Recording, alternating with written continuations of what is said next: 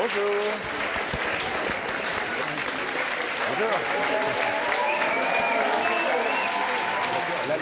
L'idée était de prendre effectivement des metteurs en scène que je connaissais, donc c'est Hazanavicius, Emmanuel Berco, Fred Cavaillé, qui avaient évidemment des écritures tous très différentes.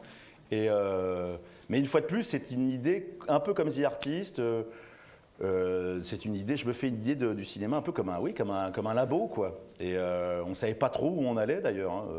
Le film est venu après au montage, l'équilibre est venu au montage, mais il y avait une envie d'aller un peu partout, voilà. Et c'est vraiment, si vous avez envie de faire un film à sketch un jour, c'est un truc qui est formidable, quoi. Pour un acteur, c'est super, pour toute l'équipe, personne s'ennuie. Tu peux avoir plein d'écritures. Il y avait un désir de liberté et peut-être de faire aussi des comédies pour adultes. Parce qu'on arrête de penser que tout le temps les comédies sont réservées aux enfants ou au plus grand nombre. Il y en a qui font ça très bien. Moi, parfois, elle m'ennuie. Et parfois, je trouve que la comédie, il y a des doubles fonds, il y a des choses à explorer. Et que la comédie, il peut y avoir de la cruauté, il peut y avoir des choses très touchantes. Ça peut être très potache aussi, parce que j'aime beaucoup le potage, j'aime beaucoup la peau de banane. Et j'aime beaucoup quand ça grince. Donc quand il y a les deux, là je viens de faire le film de Gus Kervern des Lépines, j'ai pris un pied incroyable. Donc il faut aller chercher aussi ces thèmes-là, il faut aller chercher ces films-là qui te donneront l'opportunité d'être totalement libre.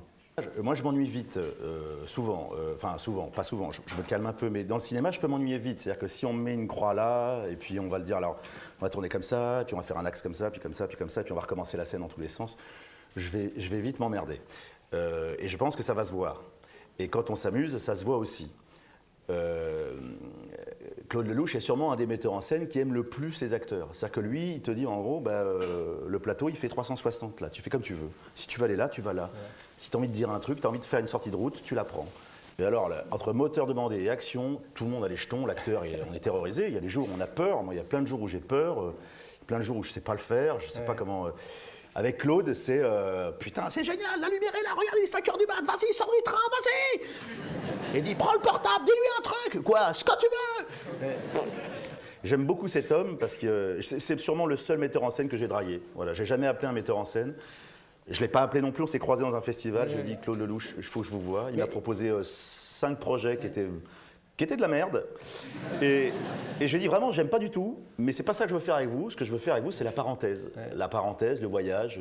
Je trouve que ces films, quand il a un homme, une femme, un homme qui me plaît, La Bonne Année, les films à 2 personnages, je vous invite à les revoir encore, mais les films à 2, à la Claude Lelouch, il n'y a pas mieux. Les face-à-face au repas, les travers des hommes, des femmes, le truc, c'est miraculeux. Et c'est vrai que souvent, les acteurs sont très bons parce qu'ils sont totalement détendus chez Claude. Ouais. Je suis un peu un gosse, moi, c'est-à-dire que je vais jamais dans ma loge parce que j'ai l'impression que je loupe des trucs. Mais quand je fais la scène de la partouze, par exemple, dans OSS, cette soirée-là est formidable. Pas parce qu'on fait une scène de partouze et qu'il y a un barbu qui me touche le cul. Ça n'a rien à voir. Ce qui est super, c'est qu'on a 1 heure de Rio, on est sur la plage, avec des figurants brésiliens, ils font tout de bien, tout de bon. Et ils s'embrassent, ils se connaissent pas, mais ils s'embrassent tous. Wow. Donc c'est très joyeux, c'est très très très joyeux. Et puis à 5h du mat, je dois prendre la petite MG, la décapotage, je dois me changer de fringue, je me mets en smoking et je suis sur la corniche et Michel est dans l'hélicoptère, il me suit en hélicoptère. Et là, tu te dis ce que j'ai vécu ce soir-là, entre cette scène le soir, cette scène de comédie et 5h du mat, j'ai pas dormi de la nuit, je suis fatigué, mais je roule comme un dingue avec cette MG. Ça, c'est un truc génial, c'est-à-dire que tu te dis, le rôle est génial, le film va être génial et ma vie est formidable. Et je me rends compte à ce moment-là que ma vie est formidable. Et qu'il faut absolument regarder ces moments de vie au ralenti. Et aussi, on fait aussi ce métier-là pour ça, je suppose, pour avoir des émotions aussi dans sa vie d'homme. Pas que pour faire des objets commerciaux, on a envie d'avoir des sensations, quoi. Bon, petit, je voulais pas être acteur, petit d'ailleurs, hein, je jouais. Je sais que je jouais petit, mais je me disais pas j'en ferai un métier. Mais il a fallu un moment, tard, hein, c'est venu à 24 ans, moi, c'est venu après le service militaire, j'ai dit je vais y aller, je vais commencer, et je vais... Parce que en fait, c'est tout ce qui me plaisait. Et puis je sentais que j'existais plus en faisant les personnages que lorsque je parlais. Lorsque je parlais, j'étais très facultatif, quoi. On se disait pas, tiens, c'est intéressant ce qu'il vient de dire. Comme là, par exemple. Mais j'aimais bien être un autre, ouais. 30 ans, 28 ans, 29 ans, je fais un gars, une fille, je fais le gars, elle fait la fille. Des situations, il y en a à foison. Mais c'est vrai qu'au bout de 4 ans, quand on a fait 400 salles de bain, 800 cuisines, C'est-à-dire que maintenant, derrière, quand on me proposait des films de couple, je disais non, j'en sors. Je viens de les faire. Et même encore d'ailleurs, j'ai pas du tout envie de faire des histoires de couple, des mecs qui ont des problèmes, etc. J'ai envie de m'amuser, mais j'ai envie d'aller ailleurs, quoi. Mais c'est, en revanche, un training génial, c'est tous les jours, vous faites un plan séquence de 2 minutes. Voilà, la caméra est loquée, vous savez qu'il ne fallait pas déborder de là à là. Mais alors ça, c'est génial, enfin, c'est un boulot extraordinaire. Enfin, pour un acteur, je pense que j'ai gagné 10 ans de jeu. C'est un accélérateur de jeu formidable, quoi. Parce que derrière, quand tu arrives au cinéma, on t'annonce un travelling, tu vois, ou un long plan séquence, ça t'effraie pas. Tu te dis, oui, je pense que je vais y arriver. Je sors de l'hôtel et on vient me chercher, il est 6h du mat, je rentre dans une espèce de fourgon et je dois traverser le pont de Brooklyn et le studio est à Brooklyn. Et je vais rencontrer DiCaprio et Scorsese. Alors je vais te dire ce que j'ai fait. Je me fous, mais tu sais, la hargne, tu sais, mais alors le chauvin, le français, le casque à cornes, tu sais, le gaulois, l'idiot, je me suis foutu une...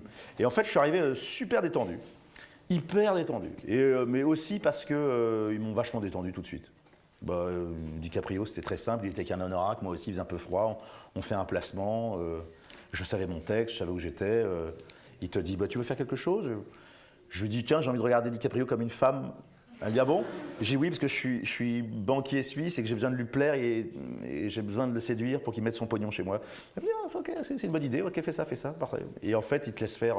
Brice, c'est autre chose. Brice, c'est une catharsis, c'est un truc, j'ai besoin que ça sorte, Brice, parce que c'est tout ce que j'aurais voulu être et ne pas être, et c'est un clown, c'est mon clown, c'est ma liberté en fait. Quand je fais Brice 3 après l'Oscar, bonjour,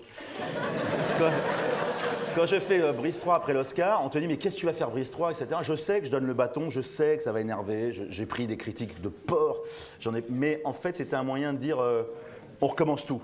Je raye tout ça, tout ce qui s'est passé, parce que sinon vous allez me mettre sur un piédestal et moi j'ai jamais voulu être là-haut. Ce que je veux, c'est rester dans l'atelier. Je veux pouvoir continuer à voir les marches, ne pas m'arrêter sur un palier. Je veux pas qu'on m'enferme.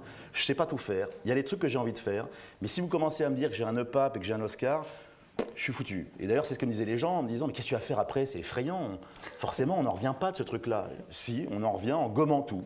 Et Brice, c'est une façon de dire fuck. C'est une façon de dire, et d'ailleurs à la fin de Brice, je dis, je vous ai raconté que de la merde. J'ai raconté que de la merde. Donc les mecs qui me disent en plus, mais c'est n'importe quoi ce film, oui, je l'ai dit à la fin. C'est le moyen de retrouver ma liberté. Et c'est vrai que je les retrouve souvent par les personnages de cons. Ça me plaît les personnages de cons, ça me fait du bien. Et puis ça flatte le spectateur. Les fous rires, moi c'est ce qui me... Quand ça passe au cinoche, parce qu'il n'y a rien de pire que de faire un faux fou rire, mais il faut les attendre. Il y en a un dans OSS avec les boules de Noël.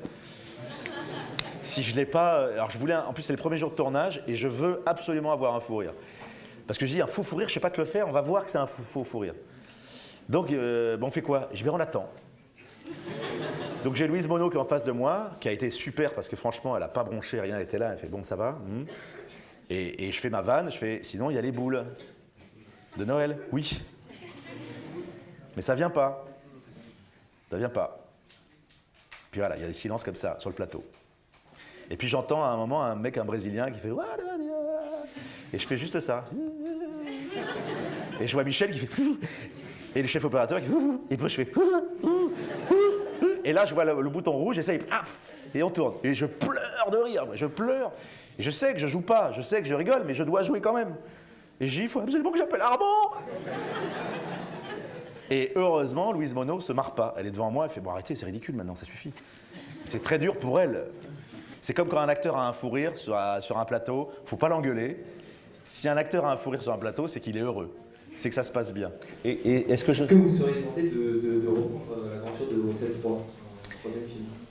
C'est toute une équipe OSS et on a très très envie d'y retourner quoi, mais vraiment. Alors, moi j'ai plein d'idées, hein, j'ai plein d'envies, je sais lui soumettre. Et alors pour tout te dire, je l'ai eu au téléphone hier. Je l'ai pas eu au téléphone. Non mais je le vois souvent, Michel, on s'appelle, et je lui ai encore envoyé un message. J'œuvre dans ce sens-là. Oui,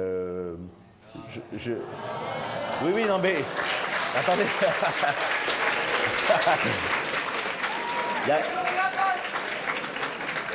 Il y a bien un moment, on va la voir. Merci.